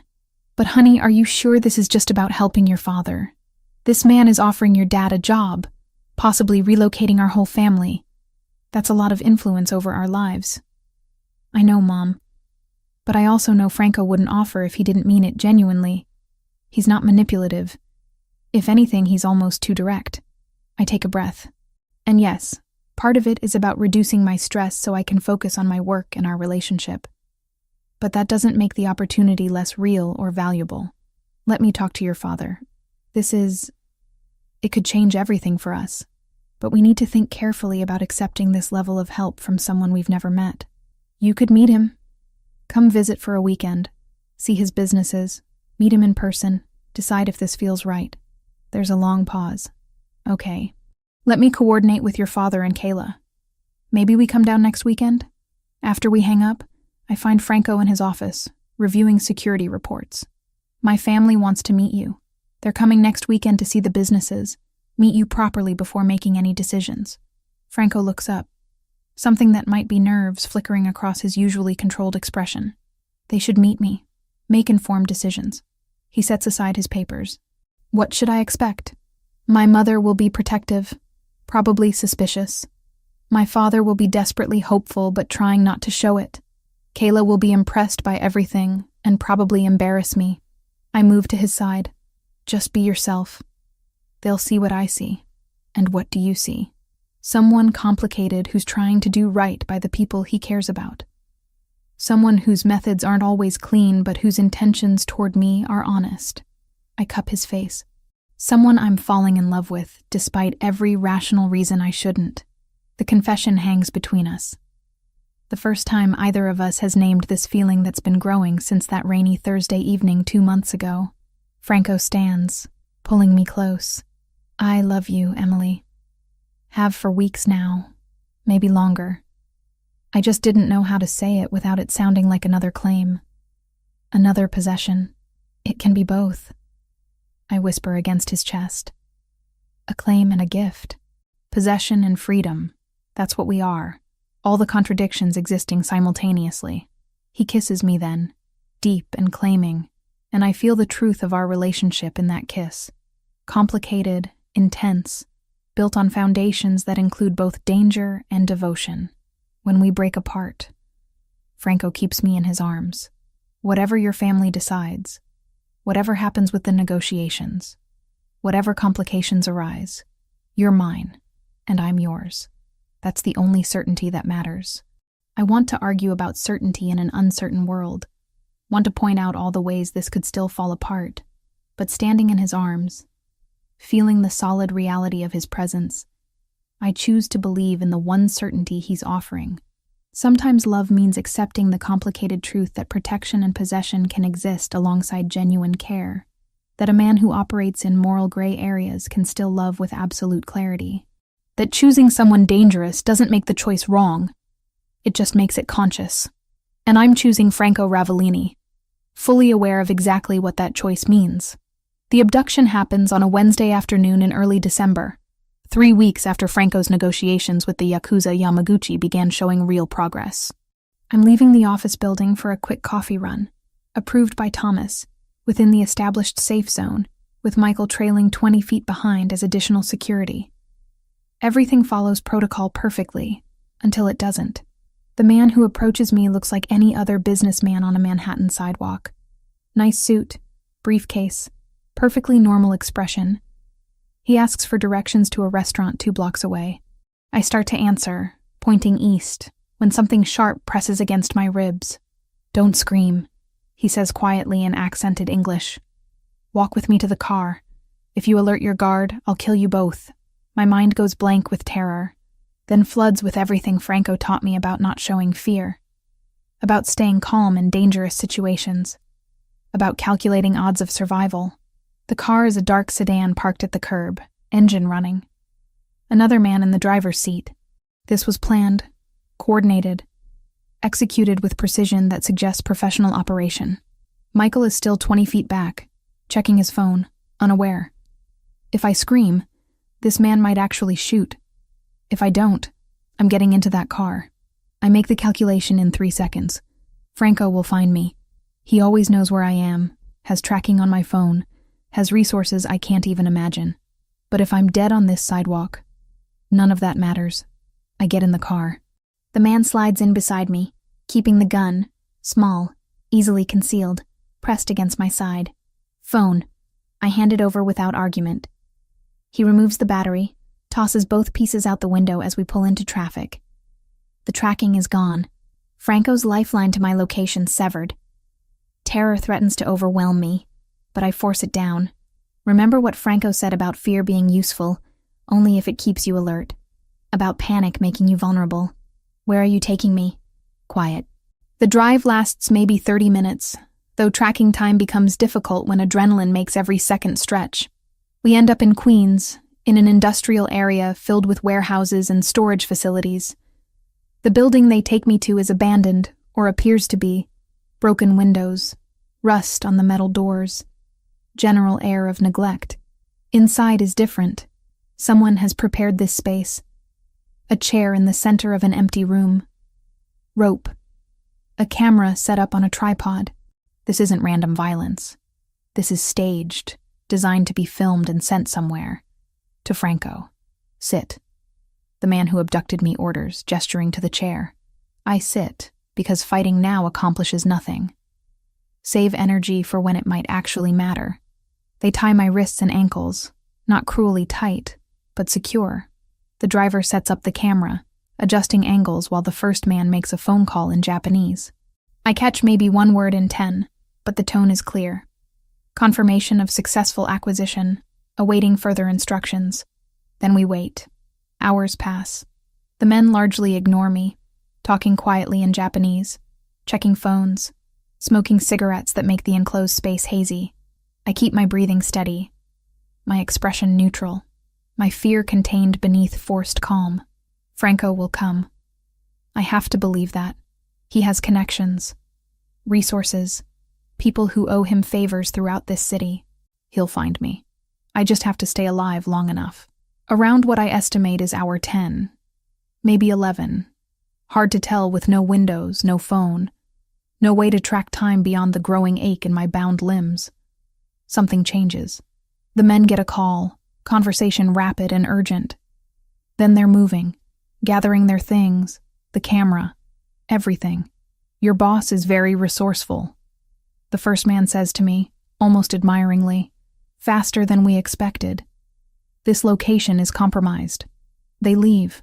Just leave me tied to the chair in an abandoned warehouse with no phone, no way to call for help, no certainty that anyone is actually coming. The fear I've been containing breaks free. I pull against the ropes, accomplishing nothing except rope burn on my wrists. Try to tip the chair, thinking maybe I can slide across the floor, reach something, anything. Then I hear it. Footsteps. Multiple people moving through the building with purpose. Emily! Franco's voice, raw with something I've never heard from him before. Fear. Actual fear. In here! I call back, my voice cracking with relief. The door explodes inward. Not opened. Exploded. Someone kicked it with enough force to break the lock entirely. Franco comes through first, Joseph and Marco flanking him, all 3 armed with guns drawn. Franco's eyes find me in the chair, scan me for injuries, and what I see in his expression makes my breath catch. This isn't controlled Franco, careful Franco who always maintains composure. This is someone barely containing violence, someone whose control is fracturing at the edges. Are you hurt? He demands, already moving to me, holstering his gun to work on the ropes binding my wrists. No, scared, but not hurt. They just tied me here and waited. Waited for what? Joseph asks, already securing the perimeter. I don't know. They got a call maybe 30 minutes ago, said the location was compromised, and they left. Franco finishes with my wrists, moves to my ankles. His hands are shaking, actually shaking, and when he looks up at me again, I see the crack in his armor fully. I thought I'd lost you, he says quietly. 12 hours of not knowing where you were, if you were alive, if they were hurting you. I pull my hands free the moment he loosens the last rope and cup his face. I'm okay. I stayed calm. I didn't fight. I waited for you to find me like you said you would. He pulls me against him with enough force to make me gasp, his face buried in my neck. I feel him breathing me in. Feel the tremor running through his powerful frame. Feel the absolute terror he's been containing for 12 hours, finally releasing now that he has me back. We need to move, Joseph says gently. This area might not stay safe. Franco pulls back, composing himself with visible effort. But when he stands, helping me up, I notice what I couldn't see before.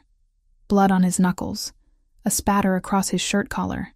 He came straight from somewhere violent, somewhere he got answers about my location through methods I probably don't want to know about. The drive back to his brownstone passes in tense silence. Franco keeps his arm around me, holding me against him like he's afraid I'll disappear if he loosens his grip.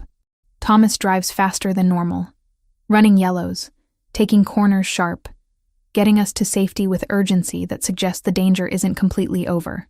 At the brownstone, Franco leads me upstairs to his bedroom. Shower. Change into something comfortable. I'll bring food. Franco, please, Emily, let me take care of you right now. We'll talk after. The shower is good, washing away 12 hours of terror and warehouse dust and adrenaline sweat. When I emerge in borrowed clothes, his clothes, a t-shirt and sleep pants that hang on me, Franco is sitting on the edge of the bed, elbows on his knees, head in his hands. Hey, I say softly. He looks up, and the expression on his face breaks my heart. This is Franco stripped of every defense, every careful control, showing me the raw fear that's been eating at him. I failed you, he says simply. All the security, all the protocols, all my promises that you'd be safe, and they took you anyway. They took you, and I couldn't stop it. I moved to sit beside him, taking his hand. They took me because I followed the protocols. I didn't scream, didn't fight, didn't get myself killed on that sidewalk. I stayed alive because you taught me how to handle fear. You didn't fail me, Franco. You saved me.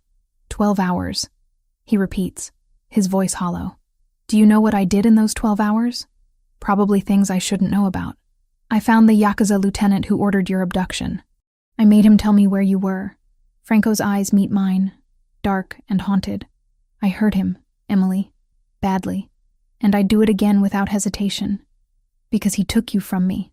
The confession should horrify me, should make me recoil from this man who's admitting to torture, to violence, to becoming exactly the monster I always knew lurked beneath his control. Instead, I pull him against me, wrapping my arms around him. Thank you for finding me. You're not afraid? Of me? Of what I did? I'm terrified of a lot of things right now. But you're not one of them. I pull back to look at him. Franco, I knew what you were when I chose this. I knew violence was part of your world.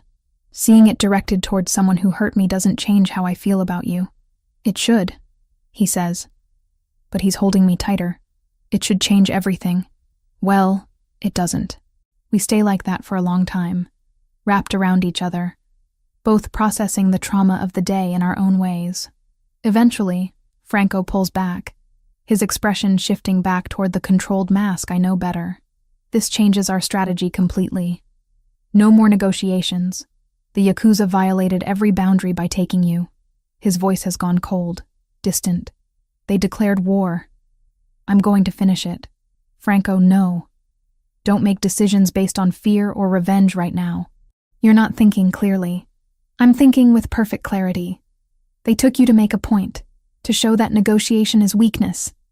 If I don't respond with overwhelming force, I look vulnerable to every organization watching this situation. I grab his face, forcing him to look at me. Or you respond by showing that you're strategic enough to end this without war, that you're strong enough to choose the harder path. I search his eyes. What did you tell me changed? What made you choose negotiation over violence in the first place? You did, he admits quietly. Then let me finish changing you. Let me help you find the solution that doesn't involve more blood. I press my forehead against his. Please, Franco. I'm safe now. Don't let what happened to me trigger something that gets you killed. The struggle plays across his face. The desire for revenge warring with his instinct to protect me by staying alive, by choosing wisdom over vengeance. What do you suggest? He finally asks. I think of my father touring Franco's kitchens with that mixture of awe and caution, of my mother finally sleeping through a full night instead of counting hours at the hospital, of Kayla's textbooks spread across our old kitchen table back in Connecticut. The thought of all that fragile stability turning into collateral damage in some bloody demonstration of power steadies my voice when I answer. Finish the negotiations, but add a clause. They pay for security breach, compensate for harm caused, publicly acknowledge this violated terms. Make them pay financially and politically for taking me. Show them you're powerful enough to demand restitution, not just deliver violence. Franco considers this, and I watch as the strategic mind I've come to respect takes over from the terrified lover who thought he'd lost me. That's actually brilliant, he admits. Forces them to acknowledge fault, costs them money and reputation, establishes clear consequence without triggering war. He kisses me softly. When did you become so strategic about criminal negotiations? I've been paying attention for 3 months. Learning from the best. He smiles, actually smiles, and some of the tension drains from the room. You're staying here. Not going back to your apartment. Not going to work until this is fully resolved. Agreed? Agreed. Though Franco, I need to call my family. They were supposed to visit this weekend, and I need to let them know I'm okay without explaining what actually happened. We'll call them together in the morning. Tonight, you rest. You've been through trauma, Emily. Let yourself process it. I don't know yet that the next few nights will bring warehouse shadows every time a car door slams outside, that I'll flinch at the sound of the elevator and have to breathe through the spike of panic until my body remembers I'm safe. For now, all I can do is focus on the solidity of his heartbeat under my cheek and trust that the shaking in my hands will eventually learn to quiet.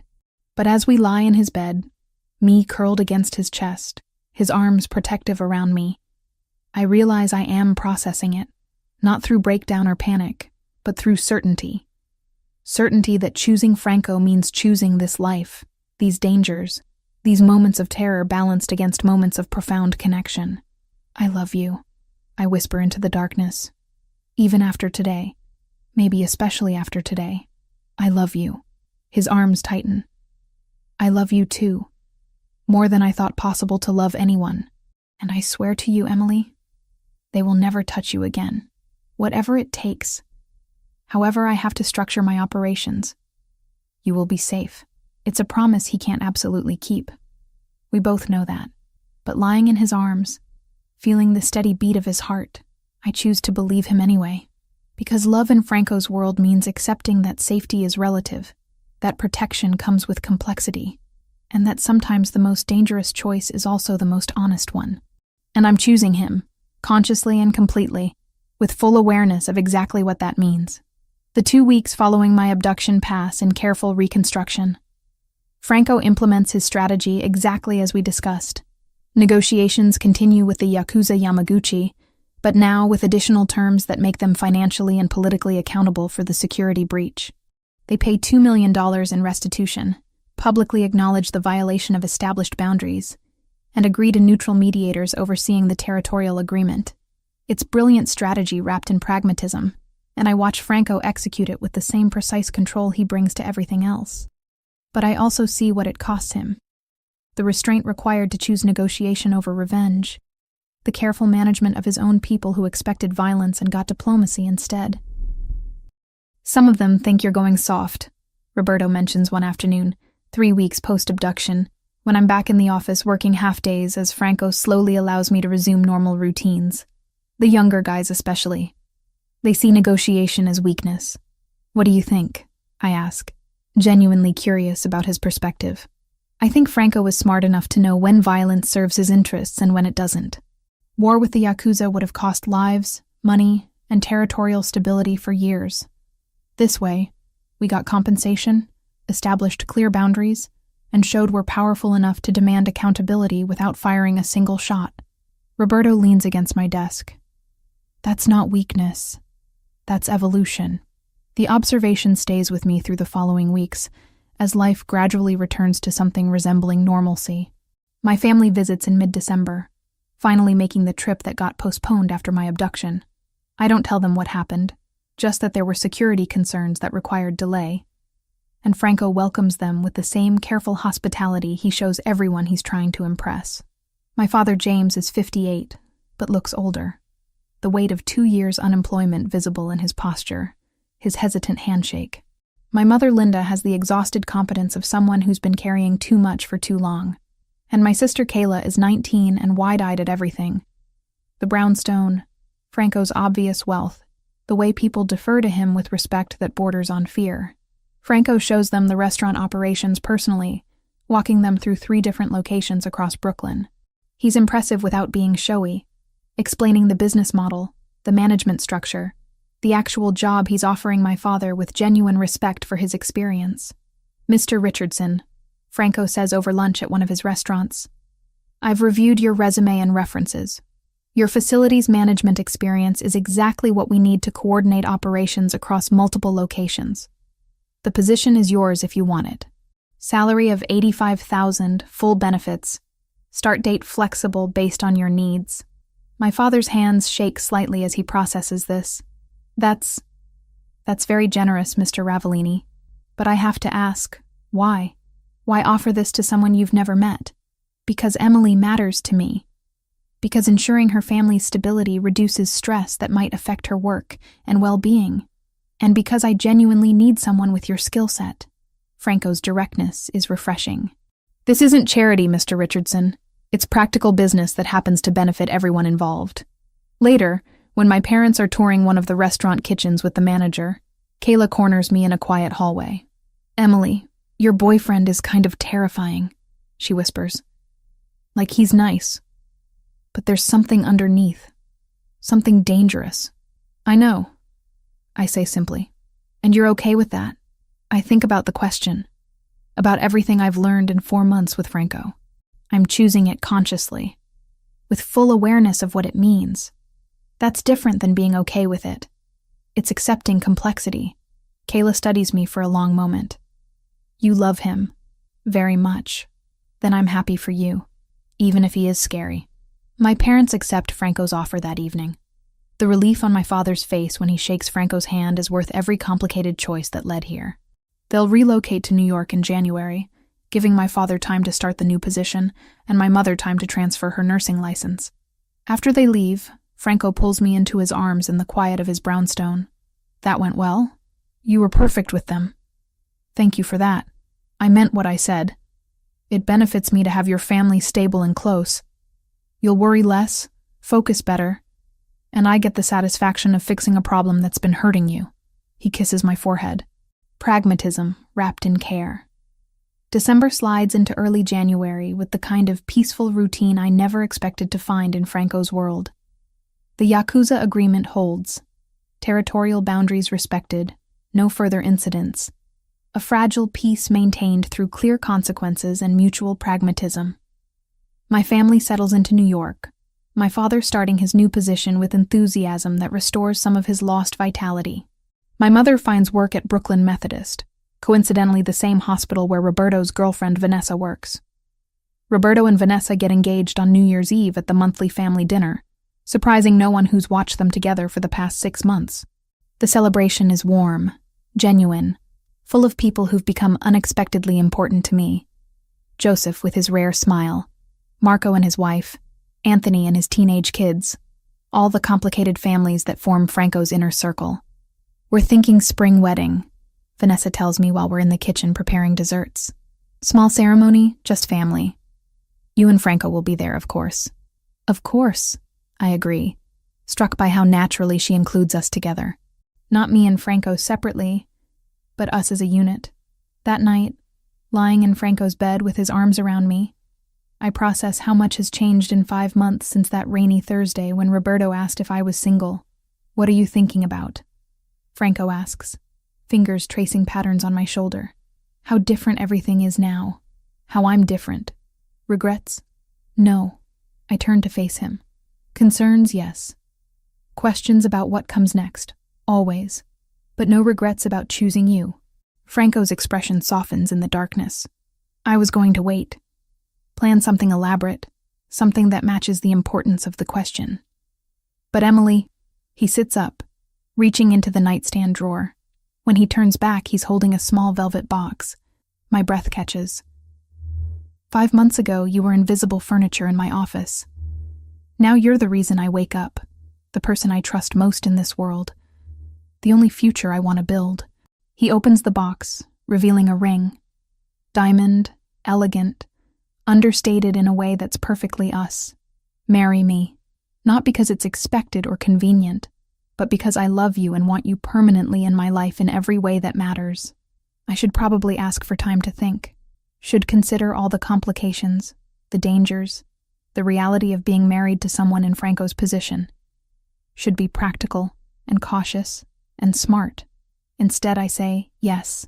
He slides the ring onto my finger, perfect fit, like he measured somehow without me noticing, and kisses me with an intensity that conveys everything words can't capture. You're sure? He asks when we break apart. This isn't just accepting my world, Emily. It's becoming permanent part of it. There's no easy exit from being my wife. I know exactly what I'm agreeing to. I'm choosing it anyway. I cup his face. I'm choosing you, Franco Ravellini. Complicated, dangerous, surprisingly romantic you. He laughs, pulling me against him. We'll do this right. Engagement party, proper wedding, all the traditional elements you deserve. Can Giovanni cater? Obviously. He'll be offended if we ask anyone else. 3 months later, on a Saturday in April, we're married in a small ceremony at a historic church in Brooklyn Heights. My family sits on one side. My father healthy and employed. My mother rested. Kayla finishing her first year at NYU with expenses Franco quietly covered without making it an issue. Franco's people fill the other side. Roberto is best man. Vanessa with her own wedding planned for June. Joseph actually smiling. Marco and his family. All the complicated network of loyalty and violence and chosen family that defines Franco's world. Giovanni caters the reception, held in the garden behind Franco's brownstone. The food is incredible. The wine flows freely. And for one perfect evening, we exist in a bubble where the dangers of our reality feel distant and manageable. You look happy, my mother observes during a quiet moment, both of us watching Franco navigate conversations with guests. I am, I say honestly. I worried when you first told me about him, about what kind of man offers the things he offered, what it might cost you. She squeezes my hand. But Emily, watching you two together, watching how he looks at you like you're the most important thing in his world, I understand now. You chose someone complicated, but you chose someone who genuinely loves you. He does. I agree. In his complicated, possessive, occasionally terrifying way, he loves me completely. That night, after the guests leave and we're finally alone, Franco carries me across the threshold of our home, his brownstone officially becoming ours, and sets me down gently in our bedroom. Mrs. Ravellini, he says, testing out the name. How does it feel? Right, I answer. Complicated and dangerous and probably inadvisable, but absolutely right. He kisses me then, and in that kiss is everything we are. The complexity, the chemistry, the conscious choice to build a life together despite every rational reason we shouldn't. Later, wrapped in his arms with Manhattan's lights visible through the windows, I think about the journey that brought us here, from invisible secretary to protected girlfriend, to wife of a man who operates in moral gray areas, but loves with absolute clarity. It's not the life I planned, not the future I imagined when I moved to New York with culinary dreams and student debt. It's better. What are you thinking now? Franco asks, his voice drowsy with contentment. That I'm exactly where I'm supposed to be. That everything that happened, the fear, the danger, the complexity, led here. To you, to us, to this life we're building together. No regrets about marrying a criminal? No regrets about marrying the man I love, who happens to operate in complicated spaces. I turn to face him. Franco, you're not defined solely by the illegal aspects of your work. You're also the man who employs hundreds legitimately, who negotiated peace instead of choosing war, who helped my family when he didn't have to. You're complicated, not simple, and I love all of it. His arms tighten around me. I don't deserve you. Probably not. But you have me anyway. We fall asleep like that, wrapped around each other, and I drift off knowing that tomorrow will bring its own complications. The Yakuza piece will need maintenance. Franco's operations will continue with their moral ambiguity. And being Mrs. Ravellini will mean navigating dangers I'm still learning to understand. But tonight, in this moment, we're just Emily and Franco, two people who found each other against all odds and chose to build something real from the complicated truth of who we are together. And that choice, conscious and complete, is the only certainty that matters.